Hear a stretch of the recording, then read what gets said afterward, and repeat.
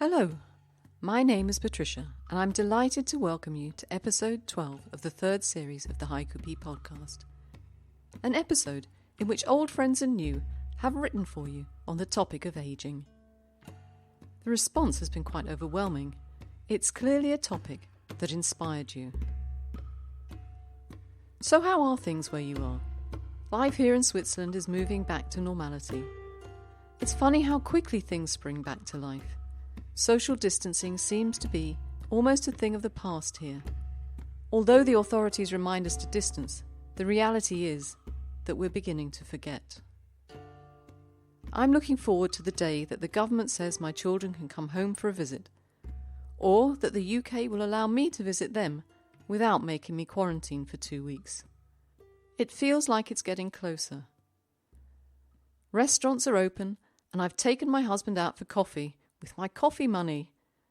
A coffee by the lake in a little village called Iseltwald, and another in Interlaken, where it was so quiet without the normal tourist hustle and bustle.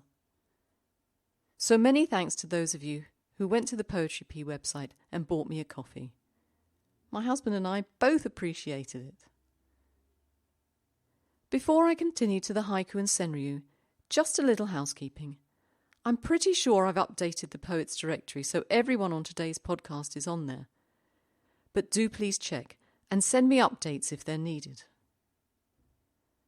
So as life is becoming normalised, I'm going to cut down on the PTV moments. I'm going to post them twice a week on Tuesdays and Thursdays from the 16th of June, as long as I have some to post, that is. So if the muse takes you, please continue to send them. Now, for some haiku and senryu. As usual, I'll start by reading some verses that have been published elsewhere, and then I'll read work especially written for the podcast. First from some new friends, and then by our lovely regulars. Thank you to you all. First are the published ones. And first up is Debbie Strange with her winning haiku from the 2017 Vancouver Cherry Blossom Festival Haiku Invitational. Transience. Petal by petal, we let go. And this from Arch Hazlitt from Frog Pond. I'm not sure it's about ageing, but it felt right to me. So tired, they made love by holding hands. And I found this one in an essay by Charles Trumbull. It's from Santoga. The beauty of the sunset grieves not for old age. Catherine E. Winnock sent this one to me, which appeared on the cover of the Response magazine to Lindsay Sears' exhibition Careless. Nothing to fear. Ageing is a natural part of life. Lastly, something I found on the Haiku Dialogues brevity posting by Alusha Vukovic. Blackbird's song. I ignore nearing death.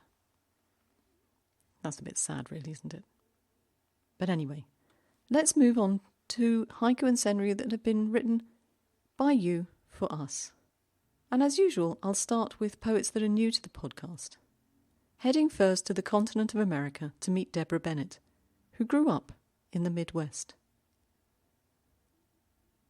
Into the fountain the first leaf falls, too soft to break the sun.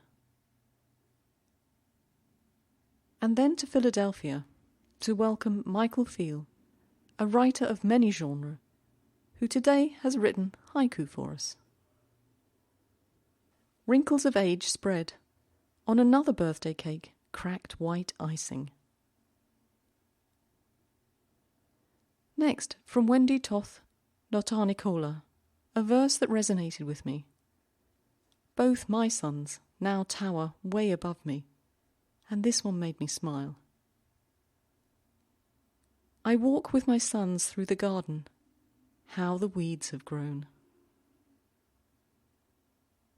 Staying in the garden, we're going to go to the UK to visit with Richard Hargreaves, who lives in Yorkshire. In actual fact, we have a few Yorkshire poets on the podcast today. Richard, like many of you, revels in nature. His particular passion is birding, and of course wildlife in general, from bees to whales, from dragonflies to jaguars. Ripened fruit drops, ripples across the water, creases on the skin. And another connection to my children, our next poet, Jack Cooper, is studying for a PhD in embryonic cell migration at Warwick University, an establishment that educated 2 of my kids. And we're staying in the garden. Apples ripen. Spring is harsh, soil thin. The skin remembers. Mary Morrissey Cummins spends her retirement in the Garden of Ireland. Well, not all of it, I'm sure. But she says, retirement is a glorious time of discovery. Mottled leaves of the sunflower, ageing. And staying in Ireland, Mike Gallagher has written for us. Mike is an award-winning poet whose poetry collection, Stick on Stone, is published by Revival Press. Riverbank, fishing for memories, our dangling toes. For the next section of the podcast, we'll crisscross the globe, first to the foothills of North Georgia to meet Jason Furtak, who introduced me to the idea of a typewriter poet. You know, you miss out on all these little terms when you don't live in an English-speaking environment.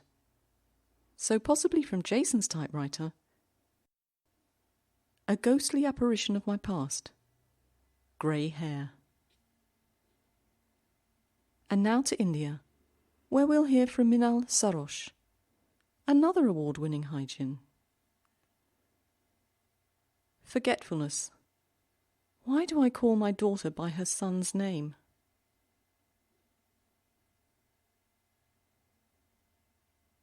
Off to Australia next to meet with Rob McKinnon, who in contrast to Minal is a relative newbie to the world of haiku. Short-term memories, recent recognition loss of faces and things. Now, we're going to Indonesia, where Elisa Teriana writes for us. She's a computer programmer, and I've probably said this before, but what is it about this particular area of expertise that produces so many who love and write haiku? Answers in an email, please. Sickle moon, what's left of me to come home to? Jamie Beth Kowalski lives in western Montana, which sounds like the perfect place to really immerse yourself in the natural surroundings. When childhood favourites are dubbed vintage, ageing. Our next poet is much closer to my home. Eddie Lee is writing from Germany. Although this is her first time on the podcast, those of you who follow PTV Moments will have recently heard her work in collaboration with one of our regulars, Mark Gilbert. Birthday. Butter melting in late sun. And the last of our new poets, Paul Callis, is based in Malta. He's a retired teacher who's been active in the literary field for around 50 years. He writes poetry, short stories and lyrics for songs, mostly in English and Maltese. End of autumn. Behind a thicket, the moon clearer. And so we turn to some familiar poets. Thank you to all of you for your continuing support of the podcast. Wayne Kingston. So many tears, no reasons to cry. Dementia. Christina Chin. The Quiet Winter Cicadas, familiar duet. James Young. After a cold swim, the sun is a comfort in old age. Dr. Tim Gardner. Hard to forget, nursing home custard. Dorothy Burrows. Winter sun. Today we both feel fine. Andrew Sire. Maintaining good health. Septuagenarian. Journey still excites. Marilyn Ward. Ridge and furrow covered in snow. His wrinkles. Roger Watson. Late bottled vintage, just reflecting. Burial or cremation? Professor R.K. Singh. Winter rain bends the roses low. Lumber pain. Jonathan Roman. Family reunion, where they used to sit me. Neelam Dadwal. Aging haiku. She writes self as Kigo. Willie R. Boncaron. Class reunion, the old jokes still persist. Erin Castaldi. Last petals, the gentle glide, grandmother's rocker. Rashmi Visa. Chrysanthemum. Grandma's fresh laughter in the old photos. Isabel Caves. Glints of birdsong in the gloaming, grandpa's horizon. Hemapriya Chalapan. Nursing home, on her wrinkled face, a patch of sunlight. Tiffany Shaw Diaz. Finally comfy in my skin, magenta twilight. Kim Russell. Blue veins, desiccated breasts, juiceless buds. Linda L. Ludwig. The antique mirror reflects a faded beauty. Her ego cracks. Isabella Kramer. As if my soul sister, old raven. Kristen Lindquist. Moon phase, the 1 week lifespan of a lunar moth. Nisha Ravi Prasad. Alone at home, my grandchildren's voices in my head. Vandana Parashar. Social distancing. I no longer fuss over my greying hair. Nadia Kostandinova. Looking at myself, not a friend anymore. The mirror. Anjali Wahadpande. That age when I hoard silver in my hair. Tracy Davidson. Waving at me in the wing mirror, another hair on my chin. Peter Draper. Recycling centre.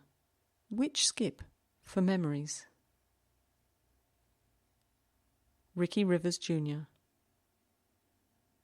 Morning memories.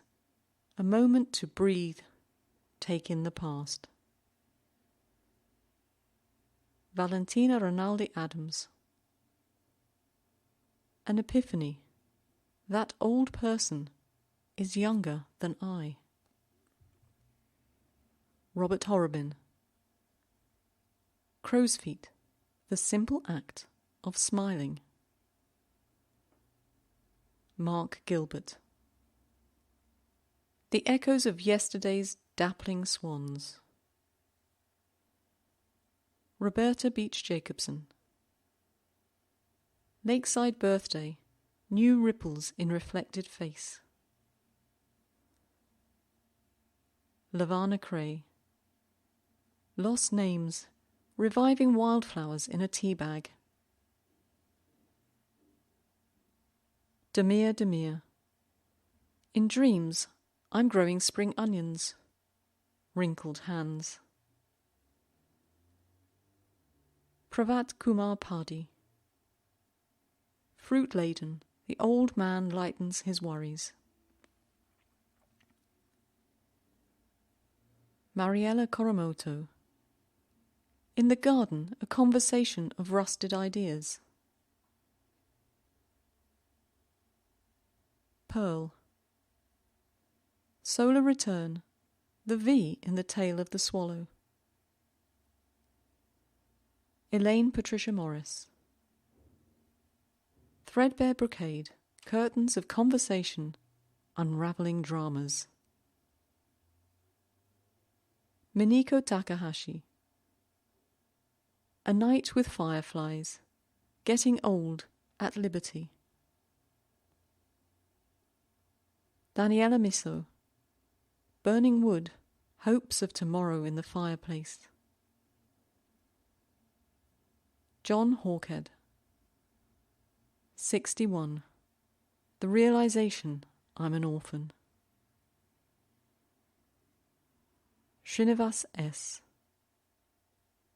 Mountain breeze, an old man at peace with his own pace.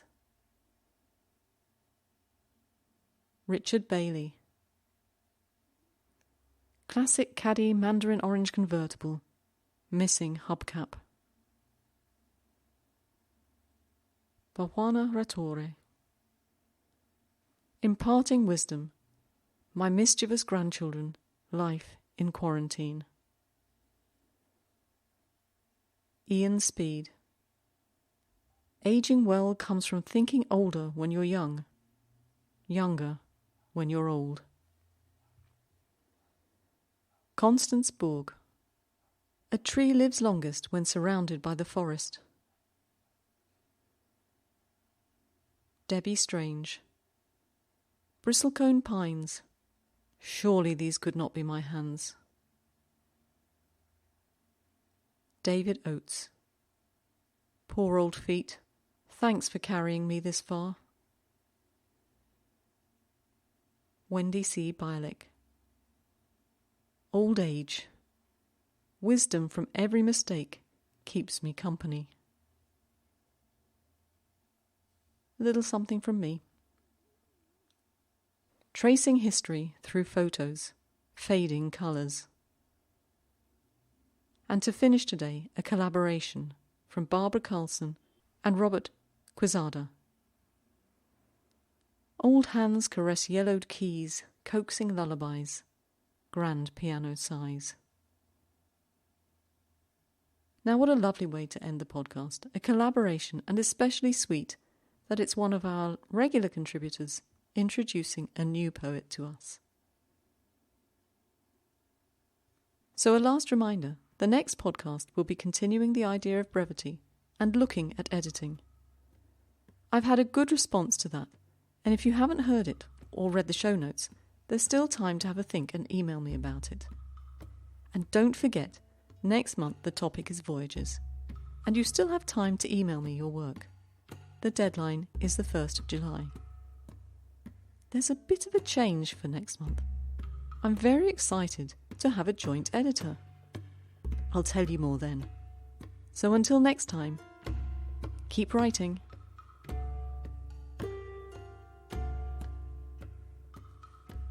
Please do go and have a look at the show notes and the Poets Directory. And if you have the time, follow each other on the various social media platforms. It's always a treat to have new friends, even if only virtually. And if you need any more information or I've missed something, just email me. Ciao.